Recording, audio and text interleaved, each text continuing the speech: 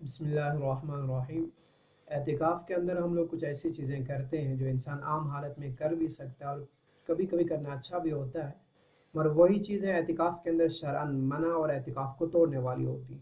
یوں تو اب اکثر شہروں کے اندر معتکفین کو کرائے پر لیا جاتا ہے، یا ایسے عمر رسیدہ افراد یا وہ لوگ جو بظاہر محلوں کے اندر بے روزگار معلوم ہوتے ہیں انہیں متعین کیا جاتا ہے۔ اس میں کیا خرابی ہو اپنی جگہ، لیکن یہ بات بھی ظاہر ہے کہ اکثر ایسے لوگ اعتکاف کے مسائل سے واقف ہی نہیں ہوتے۔